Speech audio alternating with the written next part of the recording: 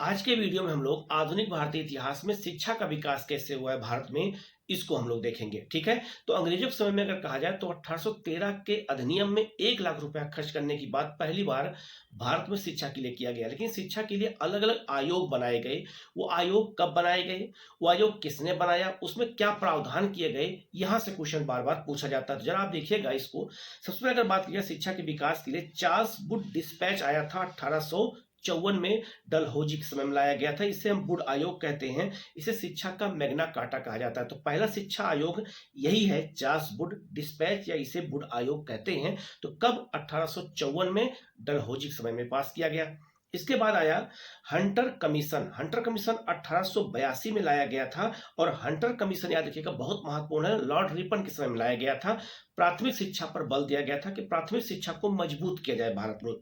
इसके बाद Lord Curzon के समय में रेले कमीशन लाया गया। और रेले कमीशन लाया गया था विश्वविद्यालय में सुधार करने के लिए, इसलिए उसका नाम पड़ गया विश्वविद्यालय आयोग, इसे कहते हैं। और इसी विश्वविद्यालय आयोग या रेले कमीशन 1902 में लाया गया था। और इसी की सिफारिश पर विश्वविद्यालय अधिनियम 1904 पास किया गया। इसके बाद क्या हुआ, इतिहास और आगे बढ़ा तो सैडलर आयोग लाया गया कलकत्ता विश्वविद्यालय में सुधार के लिए। तो इसलिए इसका नाम, सैडलर आयोग का नाम क्या रख दिया गया, कलकत्ता विश्वविद्यालय आयोग रख दिया गया। 1917 में लाया गया।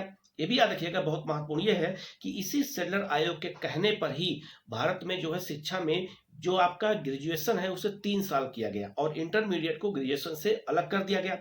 फिर हार्टोग समिति आई थी, 1929 में लाया गया था इसको। ये भी शिक्षा से जुड़ा हुआ आयोग है।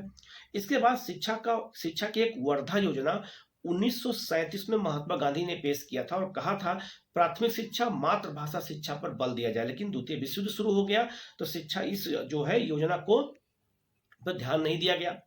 फिर इसके बाद सार्जेंट योजना लाई गई 1944 में। तो सार्जेंट योजना 1944 में जब लाया गया तो उसमें भी शिक्षा के बारे में ही बात किया गया। ठीक है, और उसमें महात्मा गांधी की वर्धा योजना के कई प्रावधानों को लागू किया गया, खास करके मातृभाषा शिक्षा को। इसके बाद राधा कृष्णन आयोग लाया गया। इसे जो है विश्वविद्यालय शिक्षा आयोग भी कहते हैं। राधा कृष्णन आयोग 1948 में लाया गया। ये बहुत महत्वपूर्ण है और इसी की सिफारिश पर यूजीसी का जो है गठन किया गया था। ये बहुत महत्वपूर्ण है। तो एग्जाम में हमेशा पूछा जाता है कि कौन कौन सा अधिनियम कब लाया गया, कब क्यों लाया गया और वो कहाँ लाया गया था, किस लिए लाया गया था। इस सब क्वेश्चन आपसे पूछा जाता है, तो आप इसको बहुत अच्छे से याद कर लीजिएगा।